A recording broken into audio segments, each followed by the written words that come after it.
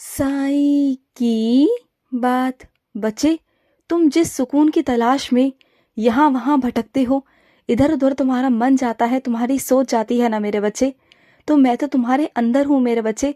तुम्हारा सुकून, तुम्हारी शांति तुम्हारे अंदर है, तुम्हारी खुशी तुम्हारे अंदर है। यहाँ वहाँ कहाँ ढूंढते हो मेरे बच्चे? जो तुमसे जैसा करने को कहता है तुम वैसा करते हो। तो मेरे बच्चे, तुम्हारे अंदर हूँ मैं। एकाचित होकर शांत माहौल में ना एक जगह बैठ जाओ मेरे बच्चे, और मेरा नाम स्मरण करो। अगर ध्यान नहीं कर सकते तो मेरा नाम स्मरण करो मेरे बच्चे, तुम्हें शांति मिलेगी, सुकून मिलेगा, क्योंकि तुम्हारे अंदर ही तो मैं हूं ना मेरे बच्चे। मैं तुम्हारे अंदर हूं।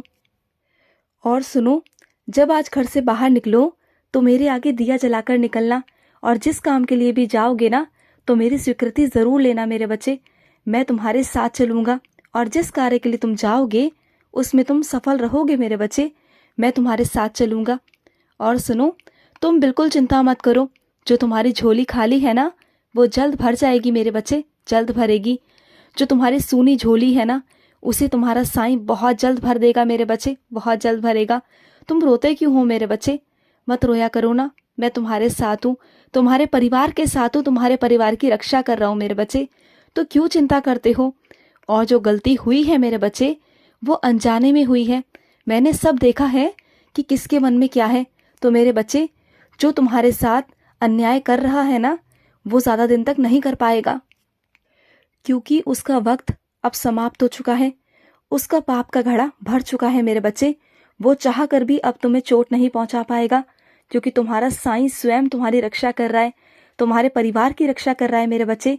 सच सामने आएगा, दूध का दूध और पानी का पानी होगा मेरे बच्चे। तुम बिल्कुल निश्चिंत रहो। तुम सही थे, सही हो और सही रहोगे, ये तुम्हारा साईं जानता है मेरे बच्चे। और इसलिए तुम मेरे बच्चे हो, इसलिए तुम मुझसे जुड़े हो। और जो तुम्हारे विरुद्ध हमेशा रहते हैं ना वो हमेशा बेचैन रहते हैं, परेशान रहते हैं। जानते हो क्यों? क्योंकि उनके साथ मैं नहीं हूँ।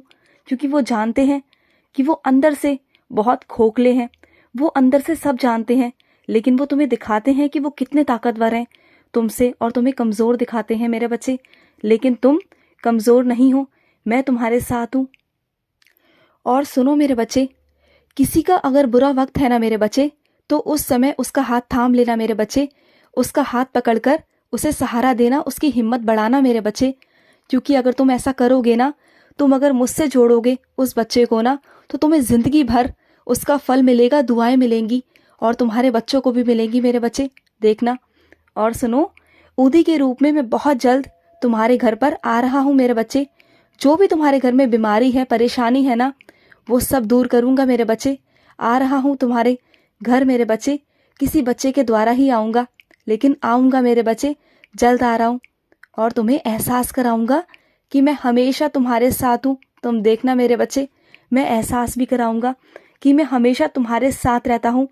और मैं अपने बच्चों से ऐसे ही नहीं जुड़ता। जब मेरी कृपा उन बच्चों पर पड़ती है ना, मेरी कृपा दृष्टि उन पर पड़ती है, तभी मैं उनके घर में जाता हूँ। अब तुम्हारा अच्छा समय आ चुका है मेरे बच्चे, अब मैं तुम्हारे घर में प्रवेश करने जा रहा हूँ।